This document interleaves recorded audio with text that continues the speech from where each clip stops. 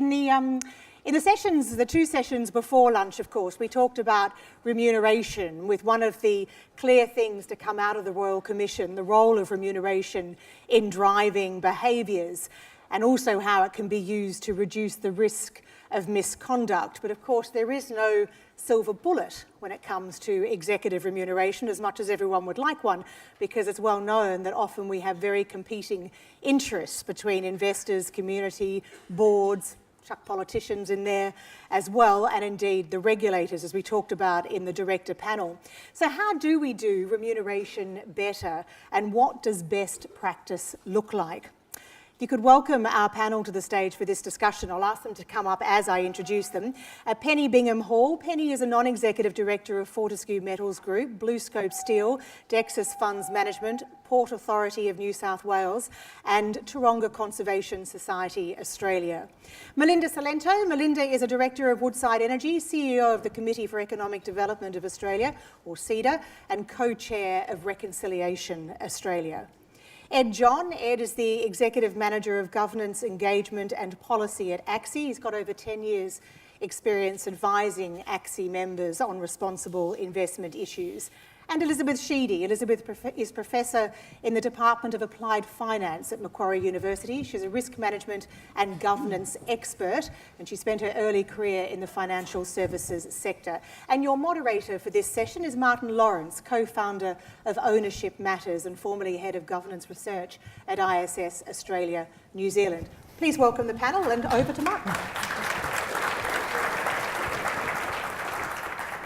Thank you very much, Ali. Well, as Ed was talking about this session as it was being planned, he said, well, you can't really have a corporate governance conference without having a discussion about executive pay. So here we are. The topic for this is rethinking executive remuneration, and that tends to imply that there is a problem that needs to be addressed.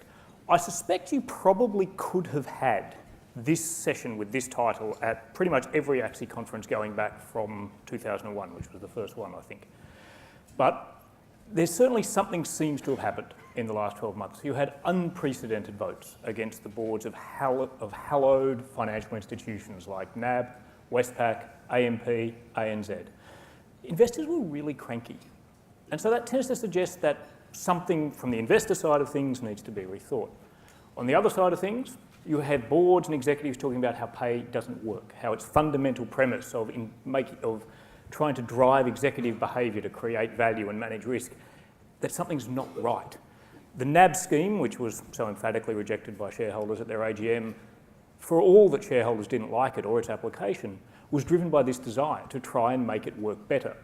And so the panel today are going to attempt to come up with why we need to rethink executive pay and maybe some ways, as we rethink it, where we should get to. I'm going to kick off with a question to Penny and then invite the other panellists to have a chat. Do boards and investors even speak the same language about executive pay, especially incentive pay? Look, generally speaking, I think we do, but there are a lot of tensions in that in terms of what people expect, I think. And it's very difficult. I mean, I sit on a number of boards and chair 2 remuneration committees of very different companies with very different rem structures. So we're talking a lot at the moment about remuneration in the context of culture and governance. Everyone seems to have thrown those 3 words together. But I think you have to throw company strategy in there as well, because to have a good remuneration system in the first place, let alone whether you apply it properly or not, it has to follow the company strategy. So I think there is an inherent need for directors to be able to explain why they've gone down a particular route with remuneration in line with the strategy of the company. And sometimes that takes a bit of work, because I do think some investors tend to have particular remuneration structures that they like. You know, we like long-term incentives, we don't like short-term incentives, we like equity, we don't like cash or whatever. But there isn't, I think, one size that fits all. So I think that's where you get sort of tensions between how directors and boards talk about it and how investors talk about it. Melinda? So I'm going to weigh in on a couple of things. You can pick me up on any one of them. So first of all, there's no such thing as an investor. There's lots of different types of investors, and what they look for from REM differs. So you have very different conversations if you're on a REM roadshow with one investor to the next, to the next, to the next. That's the first thing I'd say. Second thing in my experience is what investors want to talk about changes depending on your performance. and I've absolutely lived that. So I've had a conversation with investors who will say in a rising market or in a commodities business with rising commodity prices, everything must be relative, everything must be non-financial. Oil prices fall and the next year you're out and about and no one wants to talk about non-financial metrics and everyone wants to talk about absolute performance in an NPAT or a TSR sense. And so those grounds shift literally the minute commodity prices shift, and that has been my absolute experience. Third, there's also differing conversations around variable pay versus performance bonuses, and that is still a conversation that is had in trying to explain to people that whatever you think it should be, it has been variable pay for some time, and variable pay means you do get paid for reaching your target performance. And so then the fourth thing I'd say is let's have a reality check around what we're really talking about with target performance, because it's fine for someone to say we don't think it's stretch enough, but if you're sitting there in a commodity company looking at how much you can produce physically in a particular period of time, having someone tell you that you should add 20% on that to make it a stretch target when you can't physically produce that quantity is completely meaningless as an incentive for your senior executive team. So feel free to pick up any of those. I think I might let Ed pick up on one of them. Well, I think that points to one of those issues of language and I think perceptions. I think your comments are absolutely right about how particularly short-term incentives are viewed, and I often think of the glass half full, half empty analogy, where investors often see fixed pay, particularly for CEOs, as what they're paid to come to work in very difficult jobs, and then sort of at target remuneration, or sort of as you get a bonus for annual performance, that's actually sort of going over and above, which may be sort of meeting or going on budget, but actually to hit target, that's some strong performance, and maximum is really shooting the lights out. I think particularly the experience of the last AGM season, and we've already spoken about some of the bank votes, I think that exposed that issue of variable remuneration where, again, investors are seeing that at target as well, the glass half full, but many of those boards were saying, well, we were 30% below target, i.e. we've almost clawed back 30% of what could have been paid. And that's where I've seen that language challenge where investors start from zero and you go up, whereas I think, and I'm not reflecting on the companies you're both part of because I think it has been more variable, but for a lot of companies it's almost 100% is the expectation of management of target, and it may be a 30% reduction, so it's not truly variable. So definitely see that language challenge. Elizabeth, there's a lot of technical language that gets thrown around when investors and boards are talking to each other about pay. From the outside, when you look at this language, do you think the language obscures what we're actually trying to get at in terms of what people should look for in an executive pay structure? I suspect it does. The problem is that I see is that the short-term incentives really are incentivising the wrong sort of behaviour. So, I mean, I'm delighted to be in a forum like this. I've assumed that many people in this room have a long-term focus of investment. And as a member of a super fund, I mean, that's what I have. I expect my super fund, UniSuper, to take that long-term perspective. And I wonder why we still have, I still don't get why it's necessary to have short-term incentives. It's something that really troubles me, particularly since I'm one of millions of people in this country that goes off to work every day. I do a good job as a professional. No one is paying me a bonus. And so I think most people in my situation get extraordinarily frustrated that there's these people that are getting short-term incentives. In the case of financial services, what appears to be the case, that they can earn these excessive rewards by throwing their customers under the bus. So that's how it appears. Yeah, I mean, I promise that my goal as moderator is to speak very little, but just going to give one little factoid that I found very interesting. If you read the AMP 2018 remuneration report, and I should add that no one outside AMP Capital got an annual incentive in the senior management ranks at AMP in 2018 because the board exercised its judgment that that would be inappropriate. But if you read the scorecard that was set at the start of the year and you wanted to look at one of the reasons why investors would get frustrated about variable pay, incentive pay, whatever we call it. If you reflect on what happened to AMP's underlying profit this year, not even its statutory, but its underlying profit, the threshold profit target for the annual incentive was met. So they were going to get something for the profit that they had produced, and those of you who are familiar with what AMP's profit was in 2018 might find that somewhat surprising. So, Melinda and Penny, short-term incentives, what is their role? I mean, Woodside, which you had the joy or misfortune to chair its REM committee for a prolonged period, is a long-term capital-intensive business. Penny, BlueScope Steel, very similar to even Dexus, which is a business that is kind of the long-term value of the assets. What is the role of a short-term incentive there? Why is it there? I can go first if you like. So I do think there are. I mean, I'm not going to talk about quantum, but I will talk about quantum in the context of the overall mix in pay. I do think you can have reasons for having short-term incentives, and there can be circumstances where you are really trying to focus people on what is right in front of them. Now, in a business like Woodside, it might be that you really want people sharply focused on health and safety performance. And if you're aspiring to deliver top quartile health and safety performance and you want to retain that every year, then it might be something you can incentivise. Now, we can have a debate about whether or not you should incentivise people to keep people safe. It's more than that. You're really pushing for process safety and other things which are integral to long-term performance. So if you can join a thread to short-term and long-term, and they are absolutely not inconsistent but mutually reinforcing, then I think there's an argument for that. I think personally there is always a qualitative focus that you have to have on how you assess that, always. So I do think you can make a case. I'm not a huge fan of them, I have to say. And in fact, what we ended up doing at Woodside in the REM scheme that we redesigned was to sit back and look at business strategy and say, if we take into account what investors are saying, and if we look at the time horizons of our business, in the context of what an employee can influence, what makes sense? And so we actually reduced the short-term incentive considerably. Now, we could have reduced it even further, but you do have to be mindful that you've got senior executive teams who have formed a view about what their target REM is, et cetera, et cetera. But we took it down from 40% of variable pay to 12%. Yeah. And then we bumped everything out to 3 years or more. Actually, a bit at 3 years and most of it at 5 years, which essentially gets paid in 6 years' time. And we had 87% in equity. Now, that 3 to 5 year time horizon actually lines up really well with project delivery.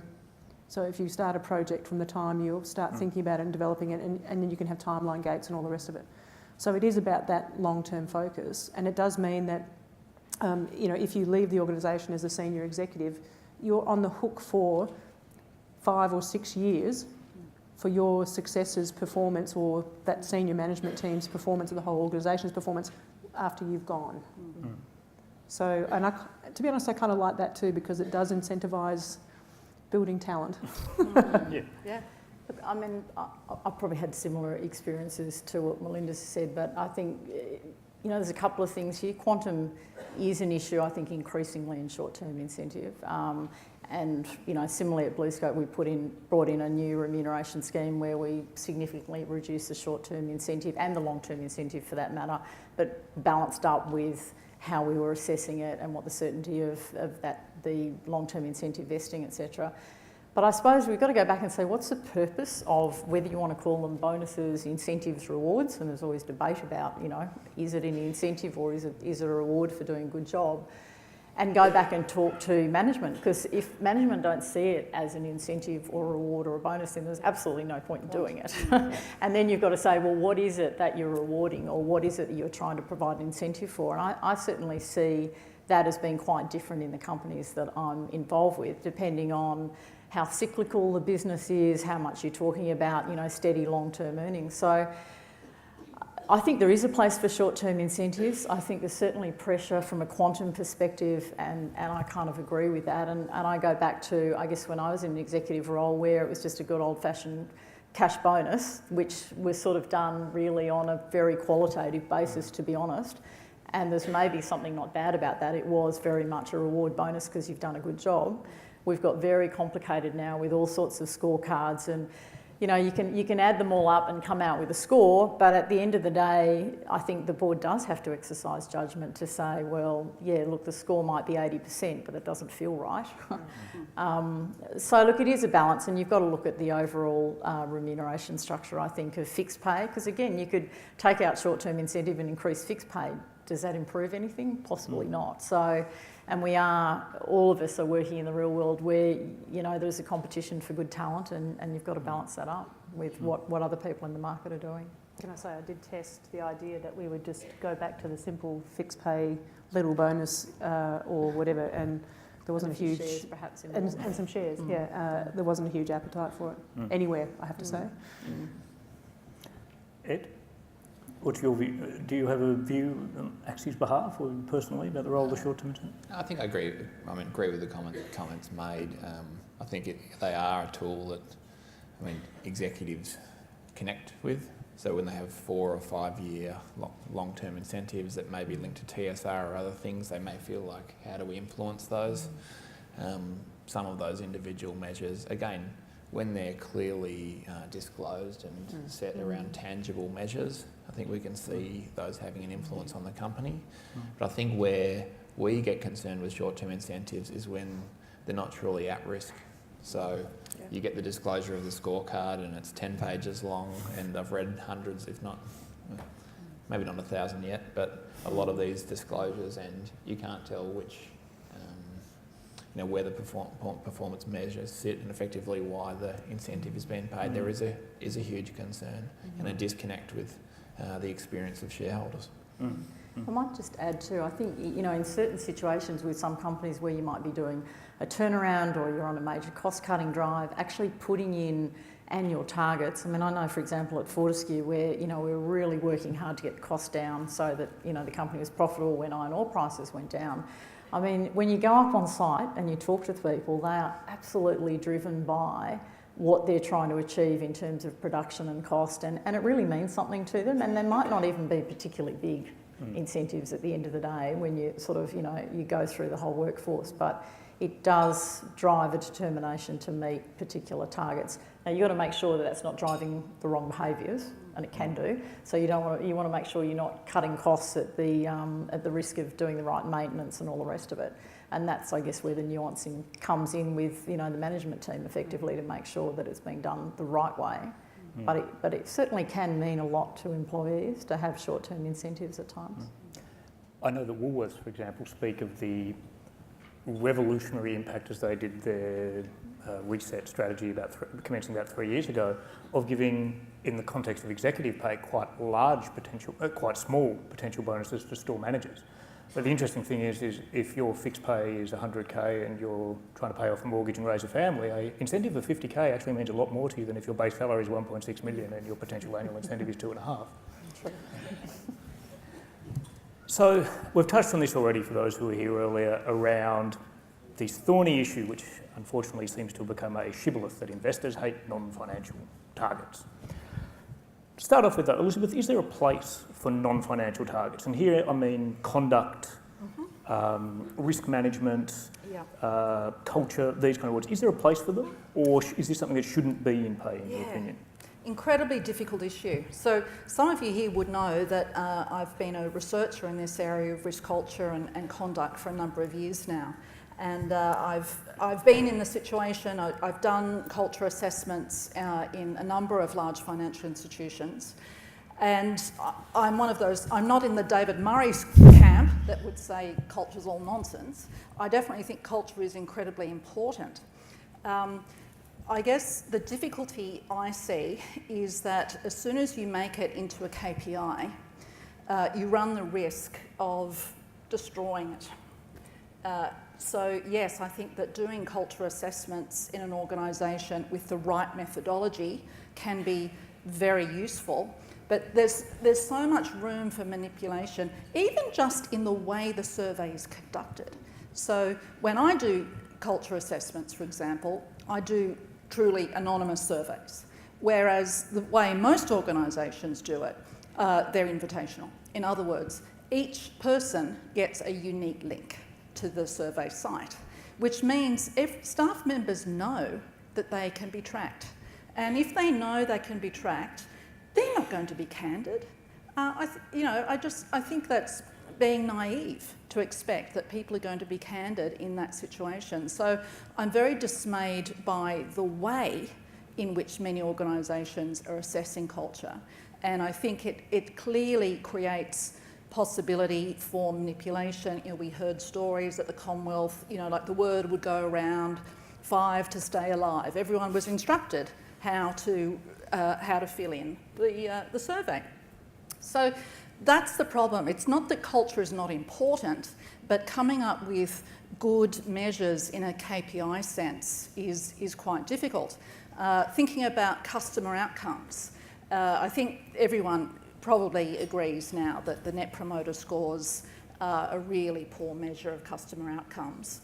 I'd be much more comfortable about a measure that was more based on customer complaints. But even then, there is some evidence to suggest that if you turn complaints into a KPI, then managers will find ways of making the complaints go away. And so that can be destroyed. So the trouble with all of these things is that it's not that they're not good and useful things, but it's making them a KPI that destroys their value. That would be my main concern. The balanced scorecard was invented in the 90s. I've spent a lot of time over the last year kind of combing the literature to see what there is. You would be amazed how, there is virtually no supportive evidence for the balanced scorecard. Really none. And in fact, I did an experimental study last year on the balanced scorecard. What that study showed was, in fact, it worked pretty badly from the perspective of compliance outcomes. So we had just a simplified balanced scorecard where the two criteria were sales and profits on one hand, compliance with policy on the other. And not surprisingly, under the balanced scorecard, compliance rates plummeted, and get this, there was hardly any benefit in terms of productivity. So I think very often what happens, the whole reason we have these bonus schemes is because we're all, it's a widespread belief that these things, it's the only way of getting productivity. I think we need to really challenge that. It actually makes surprisingly little difference. Melinda. So let me weigh in on this with all due respect. Everything you've just said, you can say about a financial metric. Well, Sorry, let me explain. Everything you've just said, you could apply to most financial metrics. So net profit after tax, all right? Have you had a serious conversation about any write-downs in the organisation? What's that conversation like when you've got NPAT? Mm-hmm. Net profit after tax driven by production, how does the board respond, as we had to at Woodside, if the team rightly chooses to shut production in because of something that happens, where they proactively shut production in because there's a drill rig that's floated through in a cyclone, nothing to do with them, where they've seen that there is an assessable risk, and without any conversation with the board or anyone else, they've chosen to do the right thing and shut in production, which based on their scorecard would have been detrimentally impactful to their outcome, right? And they made the right decision. So almost any measure you can get cost. You can drive cost out of a business by not maintaining your plant, which is going to lead to an environmental disaster or a health and safety incident. So almost any measure you can achieve well, as in doing the right thing, or poorly. And so I think the issue is you've got to decide as a board what are the things that are indicators of the behaviours and the outcomes you want. And you do have to have measures because you do want to send signals to people about what you're looking at and how you're measuring it, but they must always understand that there is a qualitative element to it. And the challenge is to communicate that. Yeah, and I think what you've just said there about how the management has behaved, to me, actually, no matter where you set the KPIs, how management responds and manages a business is the biggest indicator of culture, really. That, as you say, you make the right decisions no matter how that impacts on your incentive or bonus structures. And I think the board needs to recognise that. It's actually really important. I think, as Rebecca touched on earlier, in the earlier panel, that use of discretion and sort of meaningful use of discretion is a huge issue. I mean, I find it deeply troubling. There's some conversation about cultural KPIs and so on, and not to oversimplify, but it's almost like a bonus not to sexually harass your colleagues in the trading room or to not rip off customers and these sorts of things, where I think culturally, surely that's in the DNA of the organisation, and then if you step outside those expectations set by the board, there should be huge downside. And I called out Graham on the last part, but certainly I think among financial institutions over a decade, there were no significant modifiers or uses of discretion on those factors. And I don't disagree. And I think actually the conversation around financial and non-financial sort of KPIs has really changed in the last few years because of all this sort of focus on bad conduct. I mean, where I've been, the non-financial KPIs, probably a lot of them were more around strategic projects or safety or, things that were quite measurable, and probably at the end of the day you could sort of measure almost in a financial sense. And so I think it's, and now of course we've got, climate risk and, how do you, there's this sort of pressure to put KPIs around climate risk, and everyone's going, well, how do we do that? As we heard in the panel earlier, I mean, the world's still trying to figure out how you measure climate risk. But let's go to another one, diversity. So we all know that having to have targets has been a key, or implementing targets has been a key driver of change. But again, you don't. If you're sitting there at the board level, you don't just look at the diversity target in and of itself. You look at a whole range of other pieces of information. So the diversity target might be the target that's in your scorecard, but every person who's been in the board conversation knows that the board conversation is about diversity, regret loss, pipeline, and then looking at your employee survey around things like, people's attitudes to, are people who've got the right skills and experience the ones being promoted? Or are you getting to a stage where people are just being promoted because of gender, and is that producing a whole bunch of unintended sort of consequences in the rest of the organisation? Do people feel like they can raise issues and that they're being addressed? That goes absolutely to the heart of culture. So you look at all these indicators, and then you look at a bunch of other information that anyone who's having a conversation with you in the senior leadership team knows that that's how you're looking at it. So I just think there's a really overly simplistic conversation about these scorecards, to be honest. And I assume that Peter Coleman or people like that in the senior leadership team wouldn't present his diversity in management, all of those metrics, and then say, let's talk STI. It's okay, we've got a 9 out of 10. It's not the... Is that the... Ed, sorry, we're conscious of time. Ed, we've heard a little bit about the importance of board judgment, and the longer I have been doing this, the more important I think that is board judgment is basically the kind of be-all and end-all, which can put directors in an uncomfortable place. So ACSI, I noticed in one of its recent policy positions, has been calling for a binding vote in Australia. So what's the thinking behind that, and how does that interact with the idea of board judgment? Yeah, thanks for that, Martin. Again, we've just started that policy conversation, but really the catalyst for that and our thinking, one, it was a policy which has been in place in the UK market for 6 years, and over there the conversation was really, the remuneration report vote is always looking in the rearview mirror. So you have the non-binding vote, but it's always about last year's outcomes.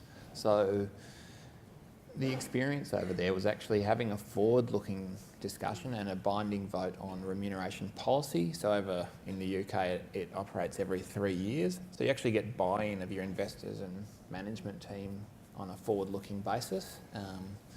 Again, not on all of the details, but here is the policy. You get that approval up front and it's binding, and then off you go. And really what we were thinking there is, why don't we start talking about prevention rather than cure? And for our remuneration engagement about strategy and looking forwards rather than always in their rearview mirror.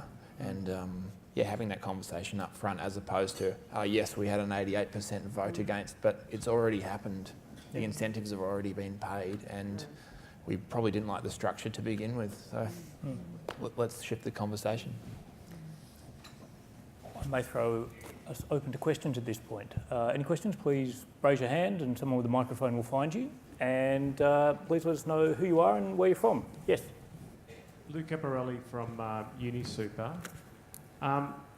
Very interesting discussion here, and a lot of discussion around the sort of detail on STIs and LTIs, and Martin raises the example of a store manager at a supermarket getting a 50,000 bonus on a 100,000 salary.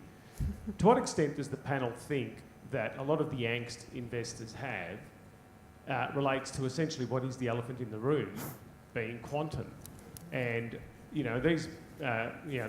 Professor Sheedy makes the valid point that millions of Australian employees don't get any bonus, and fixed salaries are quite high, at least by sort of community standards and averages.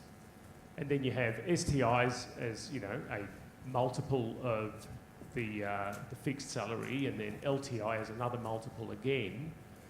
And it's a difficult conversation, and certainly, I would say more than baby steps have been taken to sort of fix that a little, but it does seem somewhat out of whack. And, the regularly trotted out excuse about, we're benchmarking and we need to pay so much for, the best talent in the world, when, in reality there's been lots of situations where, we could have got a lot better value much cheaper.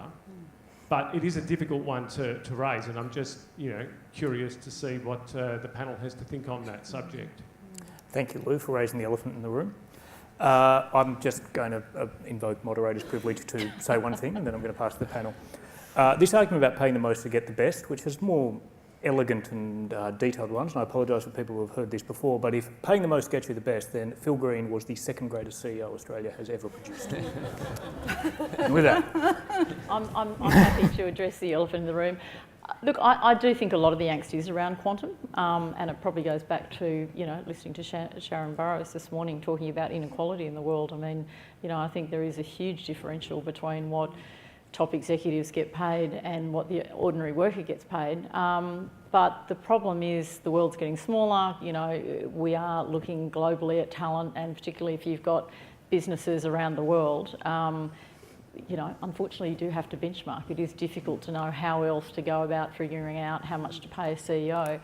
I think we have seen in Australia that when new people have come in as CEO, there's been a significant drop in the starting fixed pay, and there's look around remuneration packages about how you actually reduce the quantum.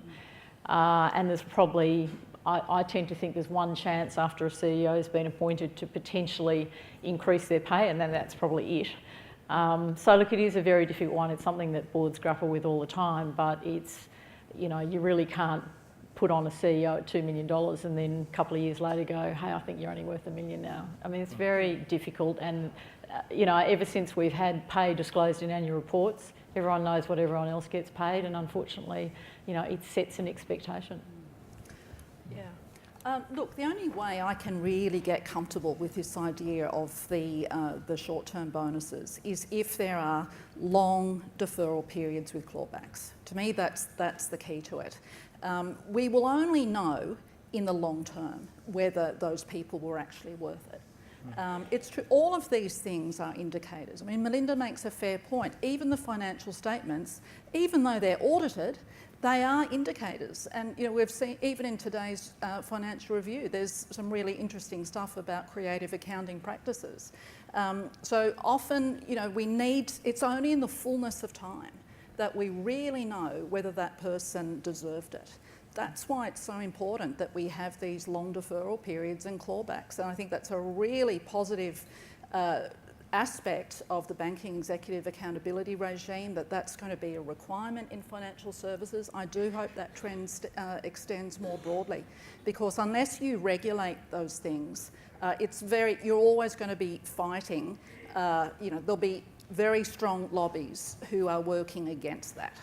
I think remuneration is one of those things where, because of the first mover disadvantage, it almost has to be regulated. So, Martin, I think the issue is one that Penny's already sort of hit on, which is internal succession. And I think, I've certainly been questioned by shareholders around the pay that we pay. We paid the CEO at Woodside. I can tell you, how that process went, and I can tell you honestly about competition and what it's like when you cross the first 7 names off a long list because, before even thinking about whether they're good enough or whatever, just because you can't afford them. And that is the reality, particularly in a global resources company. But I think it is a valid question to say, if you're paying your CEO this and the rest of your bench is here, are you seriously saying that you've got an internal succession plan, and what is it? And the reason I say that is because I do think internal succession is a way that you get a bit more moderation in your outcomes. But also, if you've got it, if everyone who's applying as an external candidate knows you don't, seriously doesn't think you have an internal successor, then you sort of have fewer degrees of freedom. So I just think that's, if you want to, what's the solution? The idea that we're just going to start taking millions off the table is really difficult. And it's difficult, to be honest, if you look at what CEO pay is relative to the total cost structure of the business. And I have seen CEOs who are really transformative. So I'm not trying to justify it, I'm talking very practically about what the reality of this is. And so I think really the solution from an investor's perspective is the really hard conversation should be on internal succession. My favourite CEO pay quantum. Just to pick up the point about quantum. In the top 20, that's certainly true. There was a CEO of a company called Crane Group whose package, negotiated by the board when they were in love with him, cost shareholders 23 cents a share on takeover, and the takeover price was $9. So it can be a meaningful cost. Yeah, true. I think, a couple of thoughts on that too is that behind closed doors, I think there was, between boards and investors, a bit of a private sort of biggest loser competition, post GFC. And, I'm using an unfortunate example here, so I'm talking about quantum of remuneration. But when Mike Smith stepped away from ANZ and Shane Elliott replaced him, it was a 40% drop in the total package and a rebasing, which I think investors were extremely supportive of, and we've seen a lot of boards to take that step, and we saw that as really appropriate because, again, difficult to adjust remuneration down once someone's in the job.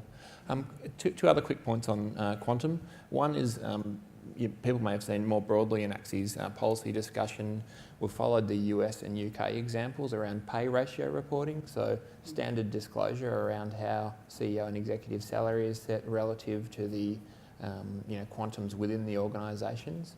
So we think that's, again, one aspect of disclosure which is really relevant. The other one, which I know we've touched on, but partly directly to Lou's question, was with this issue of at-risk pay, part of the quantum is justified on, basically the quantum is right if people are shooting the lights out or if there is superior, amazing contribution and performance. And we've, used quite a few examples today and elsewhere where it's clearly not there.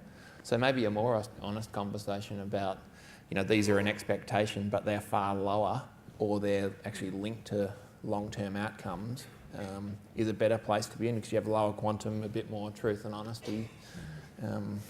That's where I think also having the right sort of package around fixed pay, short-term incentive, long-term, how much you actually take home. Because the other thing that, you read remuneration reports and think everyone's taking home $5 or $6 million a year when they're actually not, because they might not get the long-term incentive. So I'm not trying to justify those sort of salary levels, but, there is a bit of miscommunication there around what people are actually taking home. How much did Paul O'Malley make in his last year, Penny? Let's not go there. but I think also there you've got to look at, I'm not saying, if anyone deserves it, he did. Yeah, but I guess there are also examples that go a long way the other way. But again, it is about that variation of having 7 years with no incentives. And so it's feast or famine, but it was actually the other way. It was famine and then a feast. But we had great support from shareholders because... And they're very happy shareholders. Look, the honesty is it's about performance. Yeah. That's what it boils down to. And I think most boards are now far more aware of the expectation around the issues that Ed's raised. Yep. Clarity around what your targets are. It's not just, it's the distribution of reward around target. And I think people expect a different distribution than what they've seen. And if it's variable pay, they now clearly expect it to be variable. And usually the big numbers around where there are equity payouts, where the share price has gone through the roof. And I think, Alan Joyce was another one. Paul O'Malley at BlueScope was one.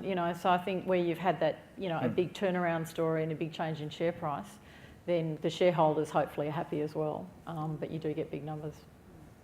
Any more questions? Oh, sorry, just over here. Enrico Colombo from Statistics. Question primarily for Penny and Melinda, I guess, on given your directorship at resource companies, how are you approaching climate change in terms of integrating that into executive remuneration?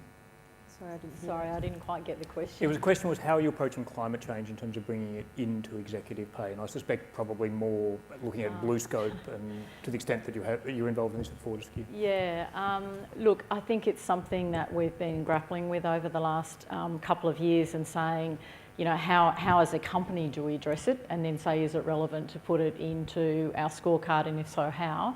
So, I mean, at BlueScope, you know, in Australia, we make steel using iron ore and coal, so we're going to produce carbon.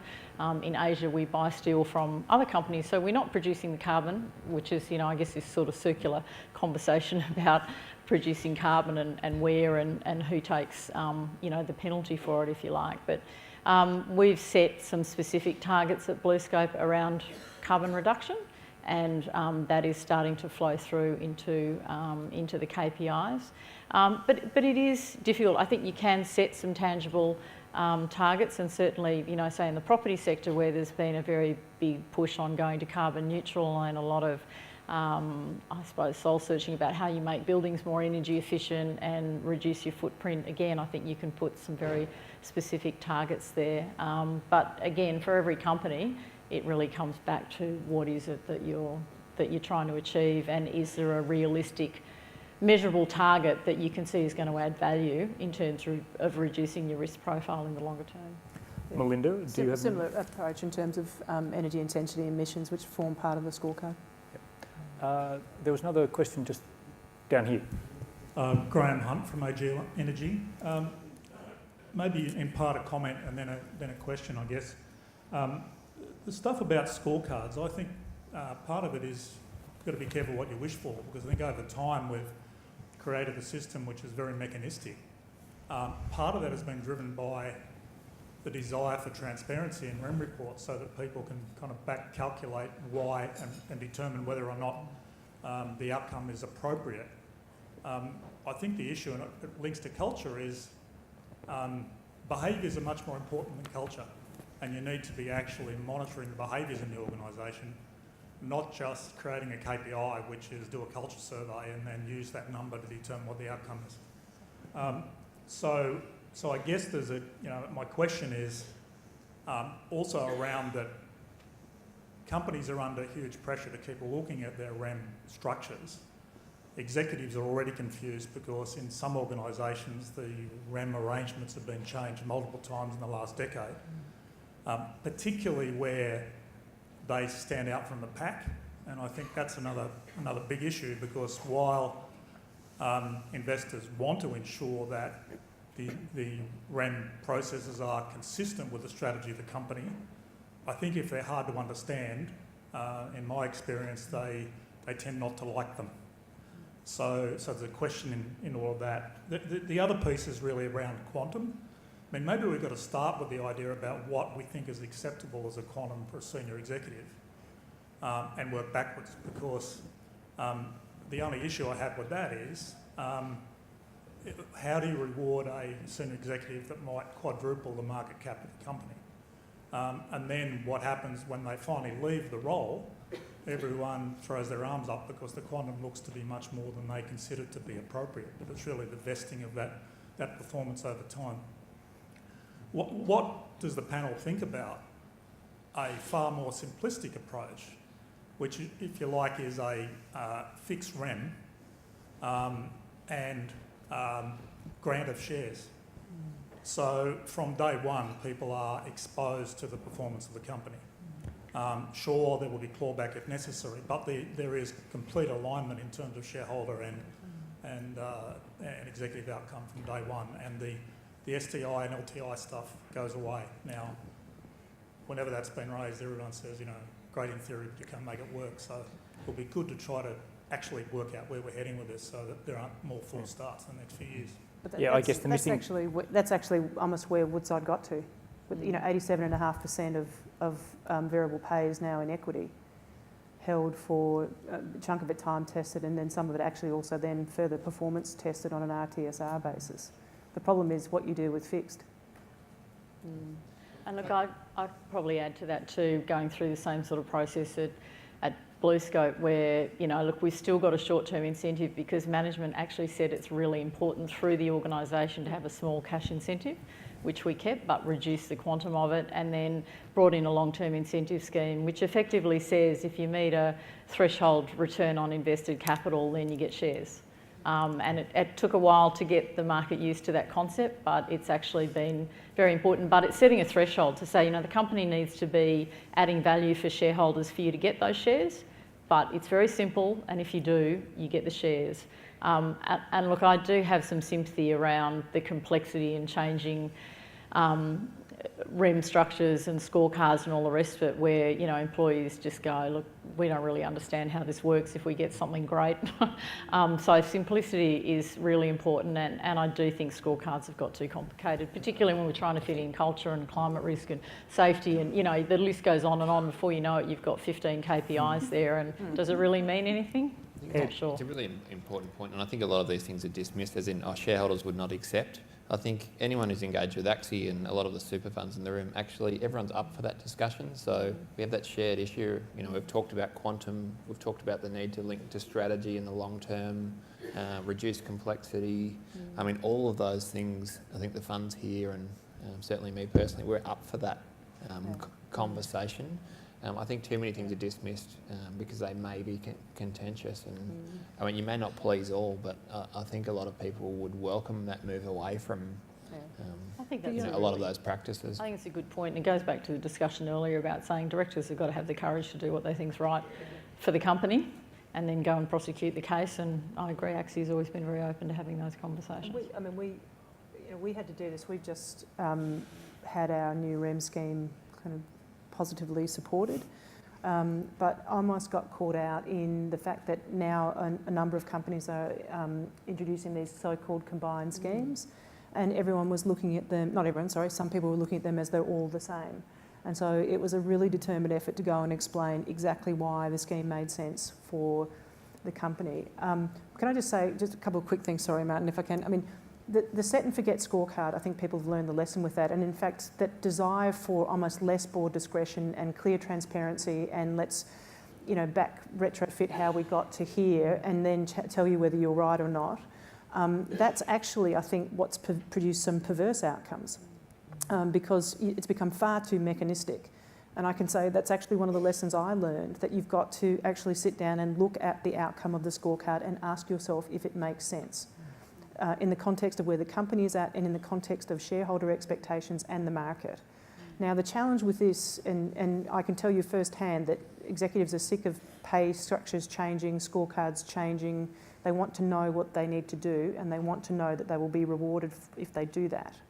I am a firm believer of board discretion, but then you have to also then communicate that not just externally but internally, so that there is an understanding about how and when you're going to exercise that discretion. Elizabeth, do you have anything you'd like to add in about 30 seconds?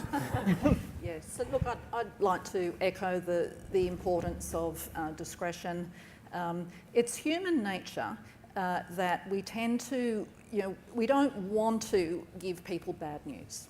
There's actually quite a lot of research that shows that whenever you have these managerial ratings, there's a very strong, what we call centrality bias. Almost everyone gets the same rating, which is exactly the problem that ACSI is concerned about, that there's not sufficient variation. Everyone's above average. Yeah. The Lake Wobegon effect. Everyone wins a prize. Yeah, and when you give variation, by definition, that means some people are going to be really unhappy with what they get. I see it as an academic. Some of my students are really unhappy when I fail them, and I have to be willing to sit with them and tell them why I failed them. I've got to have those tough conversations. And that's the challenge, that every director has to be willing to face. So coming back to Graham Samuel's point, it's a bit of courage is needed and willingness to be unpopular. And with that, I would like to thank our panel very much. I'm not sure we solved executive pay in that, but we've given everyone something to think about. Thank you very much for your attention. Thank you to the panel.